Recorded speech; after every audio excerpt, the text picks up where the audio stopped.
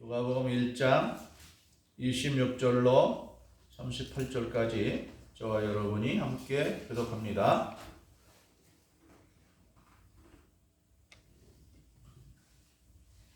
여섯째 달에 천사 가브리엘이 하나님의 보내심을 받아 갈릴리 나사렛이란 동네에 가서 다윗의 자손 요셉이라는 사람과 약혼한 처녀에게 이르니 그 처녀의 이름은 마리아라. 그에게 들어가 이르되 은혜를 받은 자여 평안할지어다 주께서 너와 함께 하시도다 하니 처녀가 그 말을 듣고 놀라 이런 인사가 어찌하는고 생각하매 천사가 이르되 마리아여 무서워하지 말라 내가 하나님께 은혜를 입었느니라. 보라 내가 잉태하여 아들을 낳으리니 그 이름을 예수라 하라. 그가 큰 자가 되고 지극히 높은 신 이의 아들이라 일컬어질 것이요 주 하나님께서 그 조상 다윗의 왕위를 그에게 주시리니 영원히 야곱의 집에 왕으로 거하실 것이며 그의 나라가 무궁하리라.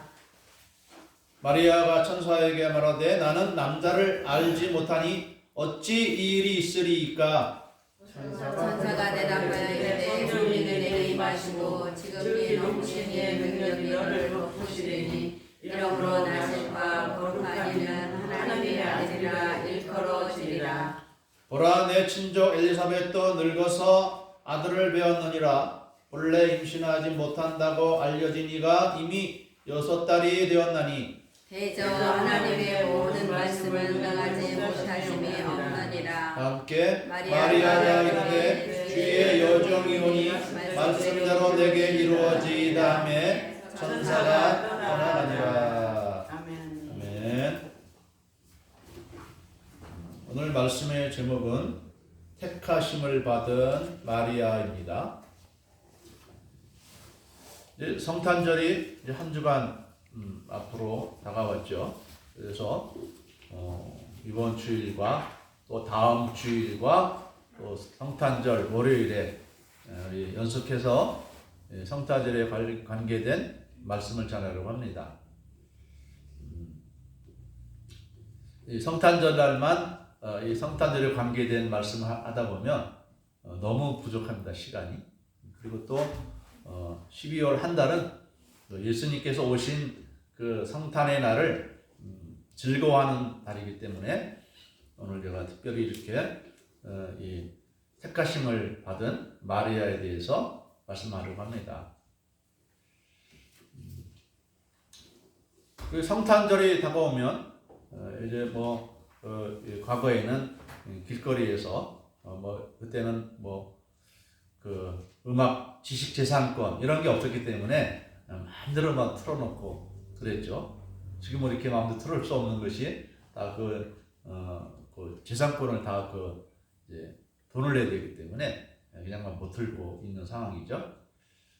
아무튼 이 성탄절이 되면은 우리 기독교인들보다 성탄절을 제일 반기는 사람들이 있어요.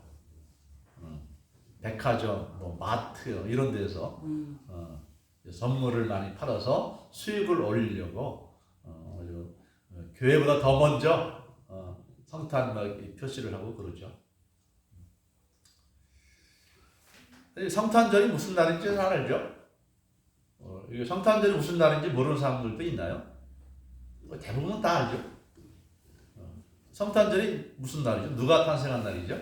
예수님. 네, 예수님이 탄생한 날이죠. 근데 이제 세상 사람들은 이 성탄절이 다가와도 그 예수님에 대해서는 잘 언급하지 않아요. 누구에 대해서 언급을 하죠? 산타크로스.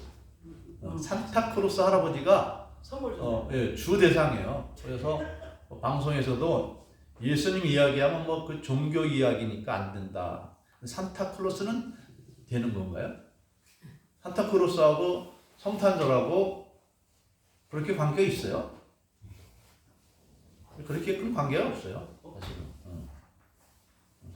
이 산타클로스라는 사람이 원래 세인트 니콜라스라는 사람인데 이 사람이 이 성탄절이 되면은 그 가난한 사람들을 돕기 위해서 이제 그 선물을 준비해서 뭐 굴뚝으로 몰래 들어가서 가난한 사람 집에 물건을 전해주고 왔다.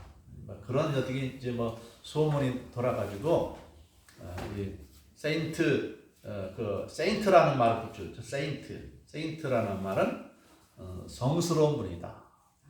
아주 사랑이 많고 아주 거룩한 정도의 훌륭한 신부님이다, 목사님이다 이런 거죠. 그래가지고 이름이 니콜라스인데 그 앞에다가 세인트라는 말을 붙여줬어요. 세인트 니콜라스인데 그거를 이제 어떻게 빨리 들으면은 센트클라스 이렇게 산타클라스 이렇게 들린 거죠. 그래서 산타클라스라는 이름으로 이제 바뀌어가지고 성탄절 되면은 산타클로스 할아버지가 와가지고 아이들한테 선물을 주는 날이다. 뭐 이렇게 해가지고 그런 얘기만 많이 들지. 정작 이날 태어나신 아기 예수님에 대해서는 언급도 안 하는 그런 경우가 많이 있습니다. 자, 오늘 우리가 말씀하고자 하는 것은 성탄절에 태어난 그 아기, 그가 누구냐 하는 것입니다. 우리는 보통 그 성탄절에 태어난 아기의 엄마는 마리아고 아버지는 누구죠? 요셉. 그래서 우리 고향밤 부를 때 마옥간에서 이 주위에 부모가 앉아서 감사기도를 드린다 이렇게 그런 찬송 부르잖아요. 고요한밤 거룩한 밤, 주위에 부모 앉아서 감사기도 드릴 때 아기 잘 들어간다 그런 찬송 부르잖아요. 자, 예수님의 아버지는 요셉이고 예수님의 어머니는 마리아라. 마리아와 요셉이 결혼을 해서 아기를 낳았는데 그 아기가 아기 예수다 그런 건가요? 그거와 좀 다르죠? 근데 우리는 주의 부모라 이렇게 말하죠. 주의 부모라 말하는 이유는 무엇입니까? 사실 요셉은 예수님의 호적상의 아버지입니다. 호적상의 아버지. 그래서 우리가 마태복음 1장에서 보면은 요셉이 예수님을 낳은 것처럼 그렇게 기록이 되어 있죠. 그래서 마태복음 1장 16절에 보면 이렇게 되어 있습니다. 야곱은 마리아의 남편 요셉을 낳았으니 마리아에게서 그리스도라 칭하는 예수가 나시니라. 마태복음 1장 16절에 다시 한번 읽을게요. 야곱은 마리아의 남편 요셉을 낳았으니 마리아에게서 그리스도라 칭하는 예수가 나시니라.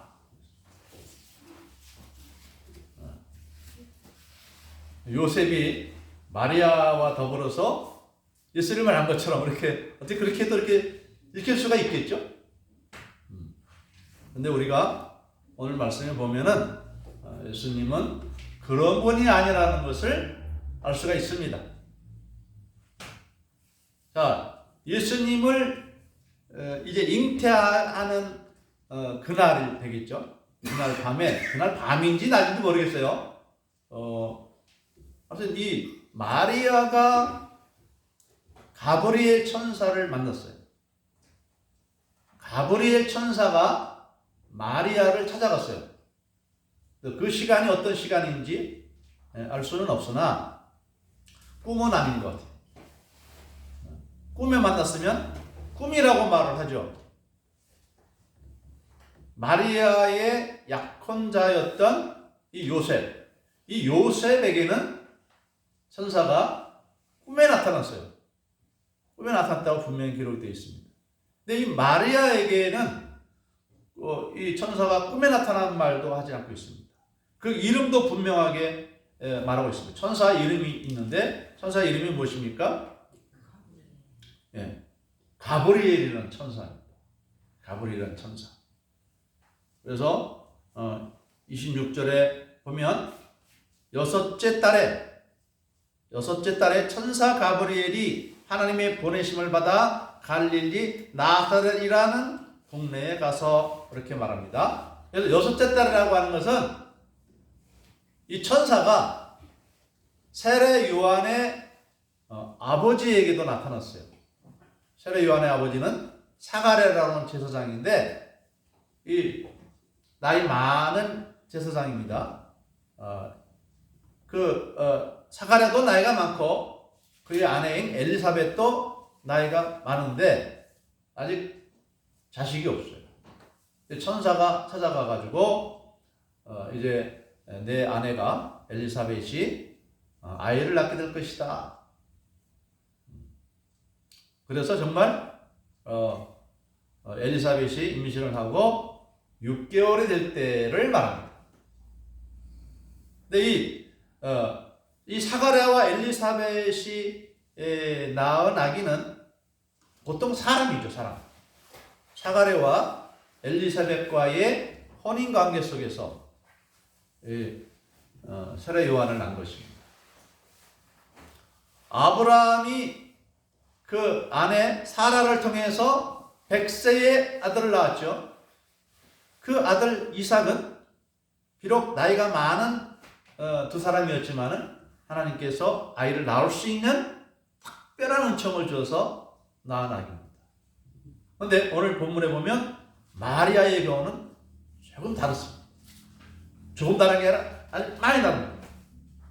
자, 이 가브리엘 천사가 이 나사렛 동네에 마리아를 찾아갔는데 마리아가 이때 뭐 하고 있었을까요?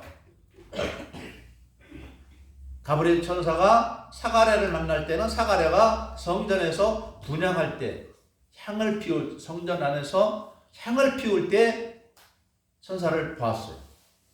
이 마리아는 어떨 때에 이 천사 가브리엘을 봤는지 말은 없습니다만은 보통 천사가 이렇게 사람의 눈에 보인다는 건 이건 특별한 경우거든요. 특별한 경우예요. 아무에게나 천사가 나타나진 않습니다. 천사 보신 분이 계세요? 이 중에서 어떤 목사님들에게서도 천사를 자기 눈으로 생생하게 봤다는 사람 본 적이 없어요. 꿈속에서도 천사를 봤다는 사람은 한 번도 못 봤어요. 못 들어봤어요. 그런 간증 들어본 적이 없어요. 아무튼 가브리엘 천사가 마리아가 나타났는데 아마도 저는 이 마리아가 기도할 때에 이 천사가 마리아를 만난 것이 라고 여겨집니다. 자, 왜냐하면 이 천사가 마리아를 만나서 뭐라고 말을 합니까? 28절에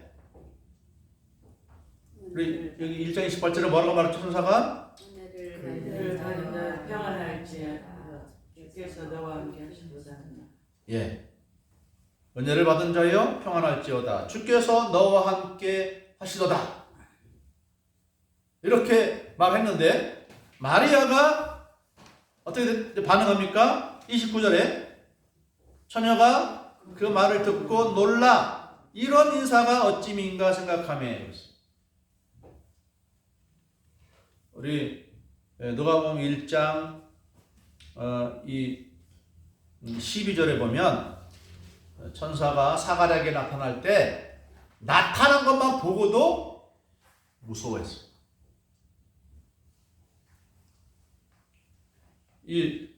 나이가 많은 제사장입니다. 하나님의 성전에서 제사를 드리는 제사장임에도 불구하고 천사가 나타나니까 나타난 천사의 모양만 보고도 깜짝 놀랐어요. 심장이 두근두근 거렸어요. 그래서 1장 12절이면 사가랴가 보고 놀라며 무서워하니 그랬어요. 근데 오늘 말씀에 보면은 이 마리아는 놀라거나 무서워하는 게 없어요. 두려워 떠는 게 없어요. 오히려 뭐라고 말합니까? 그 처녀가 그 말을 듣고 놀라. 이런 인사가 어찌 됩니까? 응? 왜 은혜를 받은 자여 이렇게 말을 하는가? 그 천사에 대해서는 전혀 어떤 물론 약간의 떨림은 있었겠지만은 천사의 말을 아주 깊이 생각하는 것이죠. 왜 이렇게 말할까? 은혜를 받은 자의 평안할지어다 어떻게 보면 평범한 말이잖아요. 그런데 이 마리아는 왜 이렇게 인사를 할까 하는 것이죠. 왜 이렇게 인사를 할까? 왜 은혜를 받은 자라고 말할까?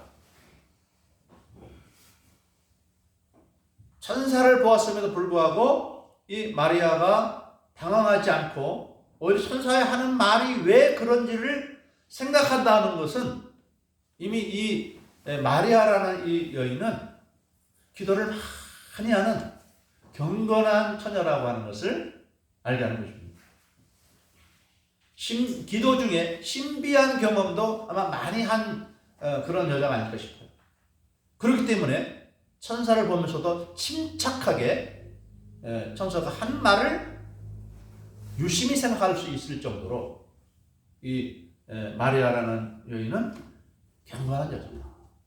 신비한 경험을 많이 했기 때문에 천사가 눈앞에 나타났지만 침착하게 천사의 하는 말들을 다 생각해 볼 정도로 경건한 여인이라는 것입니다. 자, 그러자 천사가 뭐라고 말합니까? 마리아여 무서워하지 말라. 내가 하나님께 은혜를 입었느니라. 천사 때문에 무서워하지 말라는 게 아니라 지금 이 천사가 말해주는 내용 때문에 무서워하지 말라는 겁니다. 왜 그러냐? 31절에 보라 내가 잉태하여 아들을 낳으리니 그 이름을 예수라 하라. 지금 이 마리아가 이 사가랴나 엘리사벳이나 또 아브라함이나 이 사라처럼 결혼한 상태입니까? 결혼 안 한 상태입니까? 약혼은 했어요. 약혼은 했지만 결혼은 아직 안 했어요. 그래서 아직 처녀인 상태입니다. 그런데 갑자기 느닷없이 나타나가지고 보라 내가 잉태하여 아들을 낳으리니 그 이름을 예수로 알아라고 처녀한테 시집도 안 가고 남자도 모르는 그런 여자한테 나타나가지고 내가 잉태하여 아들을 낳는다. 이 말 놀랄 말이에요. 놀랄 말이에요. 우리는 그냥 청탄들의 의뢰의 이 말 들으니까 그러려니 이렇게 다 그냥 흘려 지나가지만 입장을 바꿔놓고 생각해보라 이 말입니다. 내가 처녀인데 남자하고 한 번도 잡은 적이 없는데 이 남편 요셉하고도 약혼은 했지만 손을 잡아봤겠지만 잡자를 한 번도 해본 적이 없는데 이런 말을 느닷없이 하니까 이 마리아가 얼마나 놀랄 말입니까? 사실 그 내용은 그렇습니다. 아들을 낳으리니 이름을 예수라 하라. 그가 큰 자가 되고 지극히 높으신 이의 아들이라 일컬어질 것이요 주 하나님께서 그 조상 다윗의 왕위를 그에게 주시리니 영원히 야곱의 집을 왕으로 다스릴 것이며 그 나라가 무궁하리라. 하나님의 아들, 지극히 높으신 이의 아들이라 일컬어질 것이다. 일컬어질 정도가 아니라 실제로 하나님의 아들이죠. 근데 그분이 그 조상 다윗의 왕위를 받아서 야곱의 집을 영원히 다스릴 것이다. 이렇게 말합니다. 영원한 왕이 될 것이다 이 말이에요. 이 사람으로서는 영원한 왕이 될 수가 없어요. 자기가 왕으로 통치하는 기간만 왕이지 영원한 왕은 하나님밖에 없는 거예요. 영원한 왕은 사람이란 유한한 존재잖아요. 어떻게 영원히 살 수 있습니까?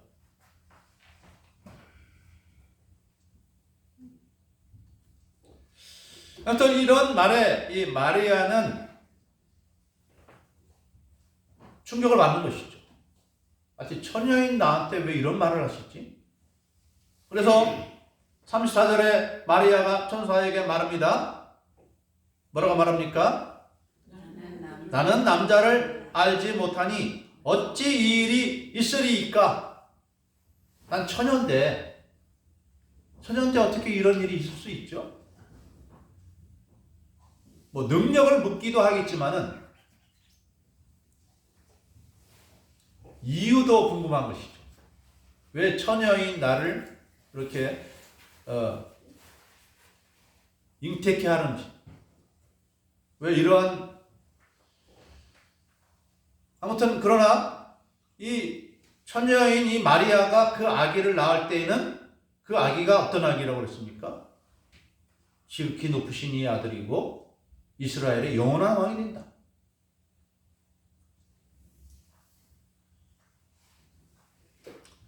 자, 그러자 천사가 다시 대답을 합니다. 35절에 성령이 내게 임하시고 지극히 높으신 이의 능력이 너를 덮으시리니 이러므로 나실 바 거룩한 이는 하나님의 아들이라 일컬어지리라. 네가 낳는 아이, 네가 잉태할 아이는 사람으로 되는 것이 아니다 이 말이죠. 네 남편 약혼자 요셉을 통해서 네가 잉태하는 것이 아니라 하나님의 능력과 성령으로, 성령이 내게 임하시고 지극히 높으신 이의 능력이 너를 덮으시리니 이러므로 나실 바 거룩한 이는 그랬어요. 네가 낳는 아이는 거룩하십니다. 하나님이다 이거.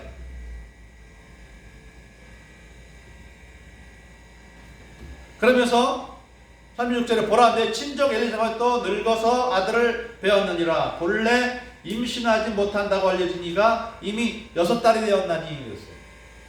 자, 이제 이 엘리사벳은 오늘날 우리로 말하면 60도 넘고 70도 넘어서 아기를 낳을 수 있는 가능성이 전혀 없는 할머니의 위치에 있다는 거죠. 이미 다 갱년기에 들어간 여인이란 말이죠. 그래서 사가랴가 어떻게 낳습니까? 그랬더니 왜 그걸 못 믿냐고 그 천사가 내가 아들 낳기까지 뭐 된다? 벙어리가 되리라 그랬어요. 그래서 세례 요한을 낳기까지 이 사가랴는 벙어리가 됐습니다. 말을 못합니다. 자, 하나님은 능치 못할 일이 없다는 것이죠. 그 갱년기에 들어서서 절대로 아이를 낳을 수 없는 이 엘리사벳이지만 하나님의 능력이 임하면 가능하다는 것입니다. 이와 마찬가지로 네가 비록 처녀지만은 아이를 가질 수 있고 낳을 수 있다는 거예요. 자, 이 말을 들었을 때 이 마리아가 오늘 우리에게 보면 아주 뭐 간단히 바로 즉석으로 대답한 것처럼 보여요. 마리아가 이르되 주의 여정이오니 말씀대로 내게 이루어지이다 하며 천사가 떠나니라 했습니다. 주의 여정이오니 말씀대로 내게 이루어지이다. 사실 이 말이 절대로 쉬운 말이 아니구나. 어떻게 처녀가 임신해서 아기를 낳는다는데 좋습니다. 그럴 사람이 어디 있겠어요?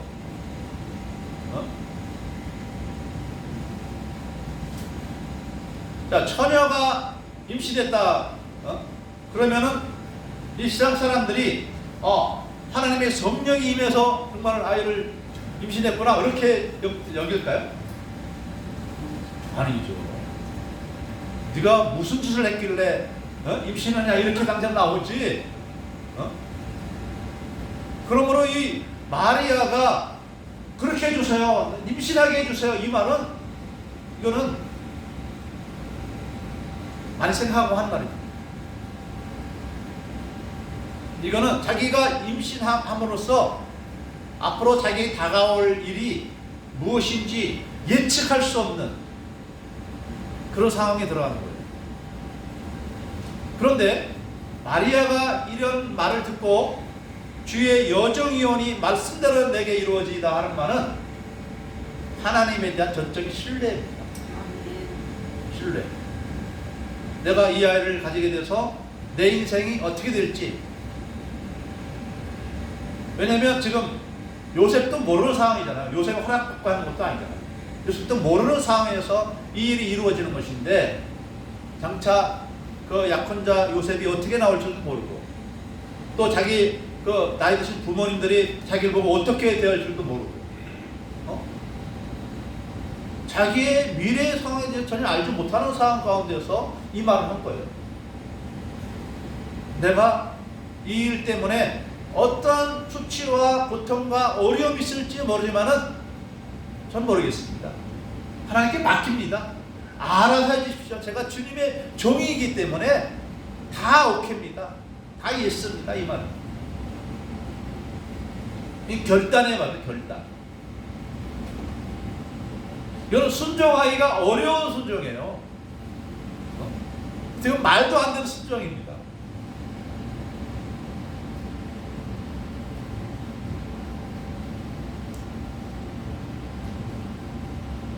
우리 배상희 사님한테 자기 아프리카 가서 선교하라고 어떻게 했어요? 아프리카 선교야. 지금 준비도 안 되고 제가 생각도 안 했는데 그 말을 들으면은 황당하겠죠. 잘 하실 거예요. 예, 믿음이 있기 때문에 주님께서 명하시면 하겠죠. 이제 마리아도 순종할 준비가 되었기 때문에, 평소에도 순종을 잘했기 때문에 이러한 대답이 나오는 거예요. 순종 안 할 자에게 하나님이 천사를 보내겠습니까? 싫어요 할 사람에게 하나님 천사를 보내겠어요? 이 마리아는 평소에 하나님 말씀에 순종하는 습관이 되어 있는 사람이에요. 그렇기 때문에 즉석에서 주님의 여종입니다. 종은 뭡니까? 주인이 하라는 대로 하잖아요. 근데 이 마리아는 저는 주님의 여종입니다. 여종이기 때문에 제가 못한다라는 것이 있을 수 없습니다. 이런 말입니다. 자, 이후로 마리아가 이 세상적으로 볼 때 어떻게 살았습니까? 부자가 됐습니까? 높은 자가 됐습니까? 예수님이 왕 되는 걸 봤어요?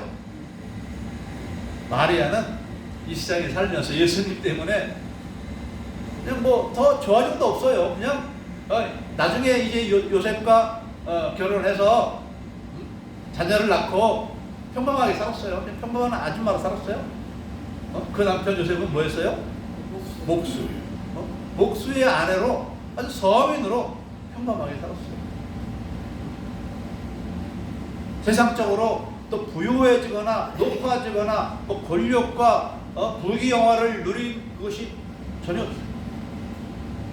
오히려 예수님 십자가에 못 박히실 때에 그 앞에서 이 예수님 어머니 마리아 뭐 했습니까? 통곡하며 눈물을 흘렸습니다. 그러니까 이 마리아가 우리 인간적으로 보면은 복이 없어요. 복이. 처녀로 이 아기 예수님을 낳아서 세상적으로는 복이 없습니다. 그러나 이 마리아는 지금은 어떤 모습입니까? 지금은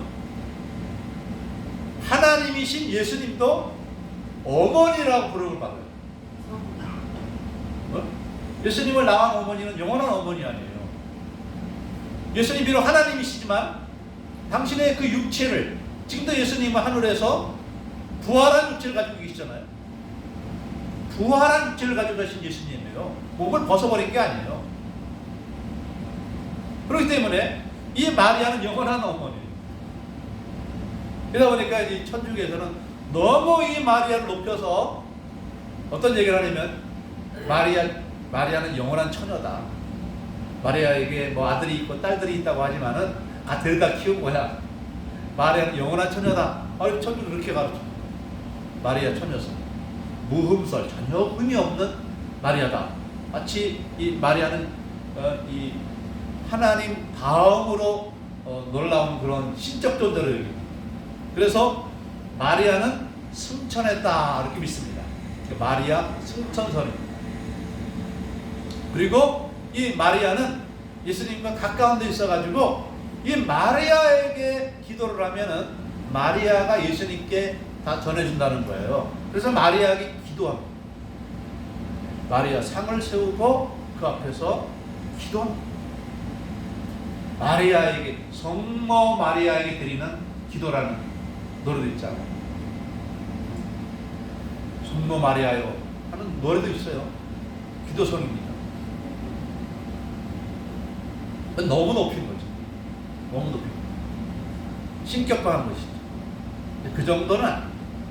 그러나 우리 인간 중에서는 가장 위대한 인간입니다. 가장 위대한 인간. 예수님이 어머니라 칭하기 때문에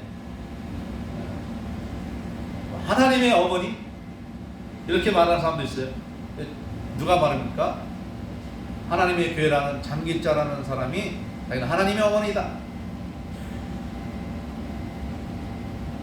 그러니까 예수님이 하나님의 아들이니까 자기는 하나님 어머니다.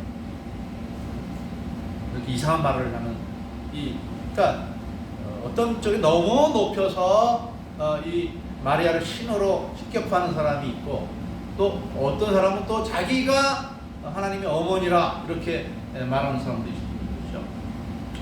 어떤 이 둘 다 좋지 않은 것이고, 이 마리아는 우리 인간 중에서 최고의 여인, 최고의 인생입니다. 이 마리아는 영원한 영광을 가지고 있는 것입니다. 그 누가 이 마리아를 함부로 대하겠습니까? 예수님이 어머니라고 칭하는 그런 분인데 누가 함부로 대할 수 있겠습니까? 누가 말하지 않아도 이 마리아는 높은 자가 된 것이죠.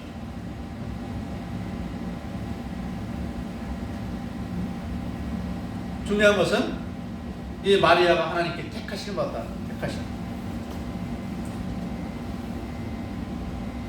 하나님이 우리 인간들을 이 마리아를 통해서 구원하실 그 계획을 가졌는데 언제부터 그런 계획을 가지고 계셨습니까? 에베소서 1장 4절을 보면 창세전에 그리스도를 통해서 우리를 택했다고 말씀했는데, 창세전부터 하나님은 이 예수님을 이 땅에 사람으로 보내실 것을 계획했던 것입니다. 근데 그것을 언제 이렇게 슬며시 나타냈느냐?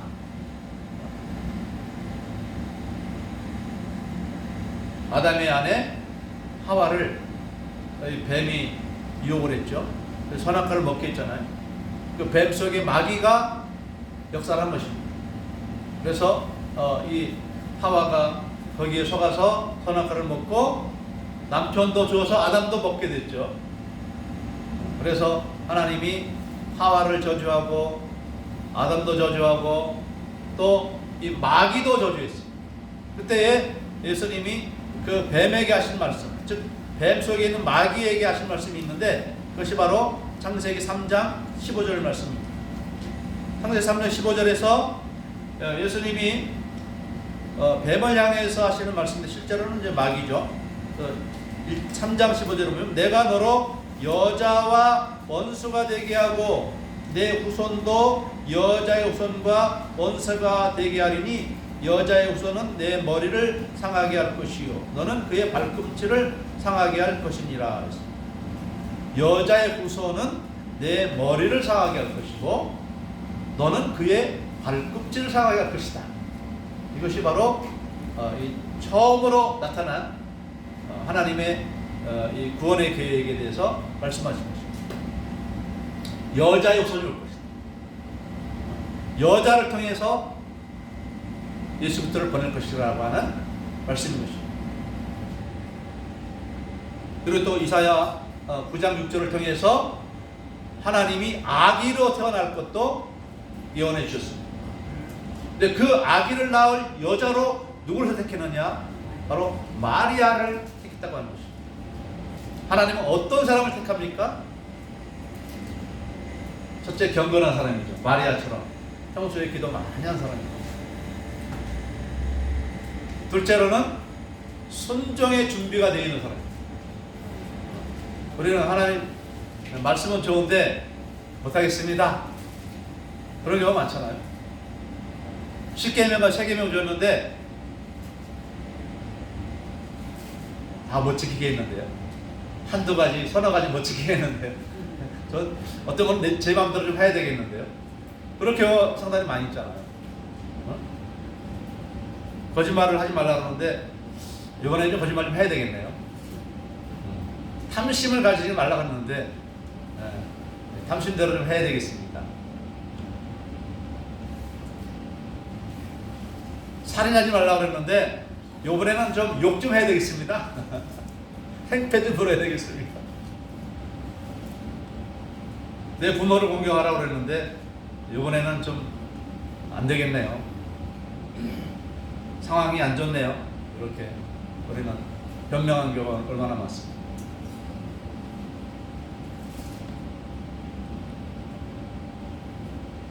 하나님만 사랑하고 높이라고 그랬는데 하나님보다 돈이 더 좋은데요.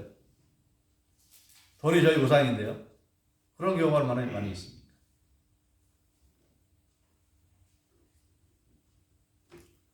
우리는 마리아를 바라보면서 마리아처럼 경건한 삶을 살기를 힘쓰는 여러분 되시길 바랍니다. 아멘. 말씀에 힘쓰고 기도에 힘쓰고 또 순종에 힘써서 우리가 꼭 마리아처럼 될 수는 없겠죠. 마리아는 딱 한 사람밖에 안 되니까. 그러나 우리도 마리아를 본받아서 예수님의 어머니 마리아를 본받아서 순종의 도를 배워서 하나님 나라에 택함 받고 쓰임 받는 그러한 여러분 되시기를 주님의 이름으로 축복합니다. 아멘. 기도하겠습니다. 사랑의 하나님 아버지, 하나님께서는 마리아를 이 세상에서 가장 존귀한 자로 세웠습니다. 마리아가 나사렛의 가난한 한 처녀로 여겨지지만 그 내면에는 하나님을 경외하는 경건한 마음과 순종하는 마음으로 똘똘 연단된 훈련된 존귀하고 귀중한 한 여인이었음을 저희들이 아옵나이다. 우리 마리아의 이러한 모습을 우리가 유심히 생각하면서 우리도 마리아처럼 경건한 생활과 말씀과 기도와 예배에 힘쓰는 이러한 생활과 또한 말씀을 듣고 흘려버리는 것이 아니라 온전히 순종하겠다고 결단하고 자신을 주님께 맡겨 내놓을 수 있는 그런 우리 모두가 되게 하여 주시옵소서. 감사드리오며 예수님의 이름으로 기도드리옵나이다. 아멘.